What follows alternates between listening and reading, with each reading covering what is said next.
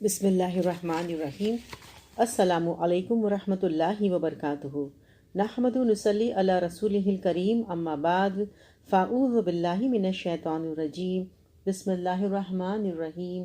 ربی زدنی علما، رب اشرح لی صدری ویسر لی امری واحلل عقدۃ من لسانی یفقہوا قولی۔ آج ہم دیکھیں گے روزے سے متعلق دعائیں۔ روزہ افطار کرنے کی دعا۔ حضرت عبداللہ بن عمر کہتے ہیں کہ نبی اکرم صلی اللہ علیہ وسلم جب روزہ افطار کرتے تو فرماتے، پیاس ختم ہو گئی، رگیں تر ہو گئیں اور روزے کا ثواب انشاءاللہ پکا ہو گیا۔ اسے ابو داؤد نے روایت کیا ہے۔ پھر ہے لیلۃ القدر میں یہ دعا مانگنی مسنون ہے۔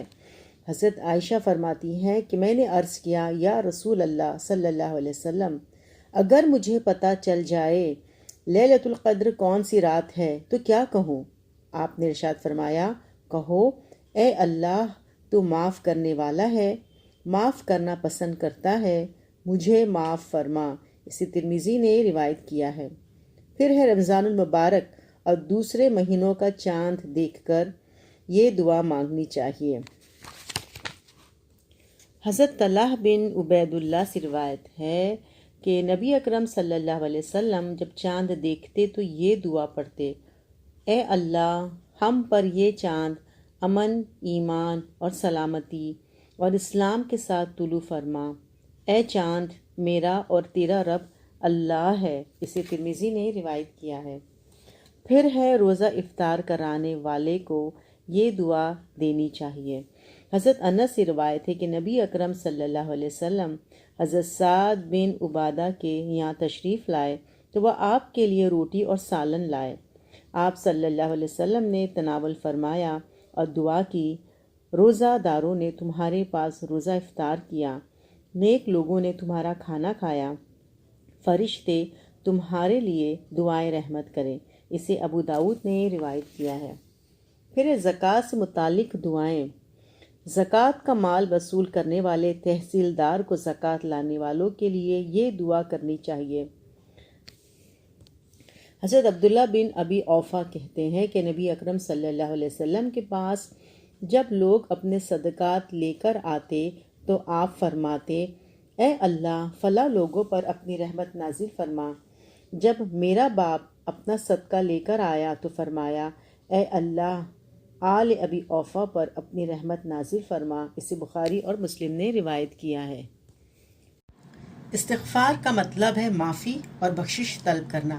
اللہ تعالیٰ نے قرآن مجید میں حصول بخشش کے لیے 4 شرائط مقرر فرمائی ہیں۔ سورہ طٰہٰ آیت نمبر 82 میں آتا ہے، جو شخص توبہ کرے، ایمان لائے، نیک عمل کرے اور سیدھا چلتا رہے، اس کے لیے میں بہت بخشنے والا ہوں۔ ان شرائط کے مطابق سب سے پہلے انسان کو سب سے پہلے اپنی گزشتہ زندگی کے گناہوں، اللہ کی نافرمانی، شرک یا کفر سے توبہ کرنی چاہیے۔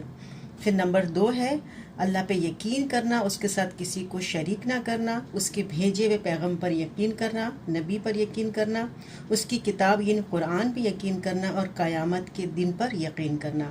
پھر تیسرا ہے کتاب و سنت کے مطابق اپنے اعمال کی اصلاح کرنی چاہیے، اور آخر میں نیکی کے راستے پر استقامت سے جمے رہنا چاہیے۔ ایسے لوگوں سے اللہ تعالیٰ نے معافی اور بخشش کا پختہ وعدہ فرمایا ہے۔ حدیث پاک ہے، اللہ پاک فرماتا ہے، اے ابن آدم، اگر تیرے گناہ آسمانوں کے کناروں تک پہنچ جائیں اور تو مجھ سے استغفار کرے تو میں تجھے بخش دوں گا۔ اے ابن آدم، اگر تو میرے پاس روئے زمین کے برابر گناہ لے کر آئے اور مجھے اس حال میں ملے کہ میرے ساتھ شرک نہ کیا ہو تو میں روئے زمین کے برابر تجھے مغفرت عطا کروں گا۔ اسے احمد ترمذی نے روایت کیا ہے۔ ایک دوسری حدیث میں رسول اکرم صلی اللہ علیہ وسلم کا ارشاد مبارک ہے، وہ شخص خوش قسمت ہے جس کے نامہ اعمال میں کثرت سے استغفار پایا گیا۔ اسے ابن ماجہ نسائی نے روایت کیا ہے۔ گناہوں کی معافی کے علاوہ استغفار دنیا میں کتنی نعمتوں اور برکتوں کا باعث ہے، اس کا اندازہ اس واقعے سے لگایا جا سکتا ہے۔ حضرت حسن بصری کی مجلس میں ایک شخص نے خوش سالی کی شکایت کی تو انہوں نے ہدایت کی اللہ سے استغفار کرو۔ دوسرے شخص نے تنگ دستی کی شکایت کی، تیسرے نے کہا میرے یہاں اولاد نہیں، چوتھے نے کہا میری زمین کی پیداوار کم ہے۔ حضرت حسن بصری ہر ایک کو یہی جواب دیتے استغفار کرو۔ لوگوں نے پوچھا یہ کیا معاملہ ہے؟ آپ نے سب لوگوں کو مختلف شکایتوں کا ایک ہی علاج بتایا۔ حضرت حسن بصری نے ان کے جواب میں سورہ نوح کی یہ آیات تلاوت فرمائی ہے۔ ترجمہ: حضرت نوح نے اپنی قوم سے کہا اپنے رب سے استغفار کرو، بے شک وہ بڑا بخشنے والا ہے، وہ تم پر آسمان سے خوب بارشیں برسائے گا، تمہیں مال و اولاد سے نوازے گا، تمہارے لیے باغات پیدا کرے گا اور نہریں جاری کرے گا۔ آیت نمبر 10 سے 12۔ قشاف بی حوالہ تفہیم القرآن۔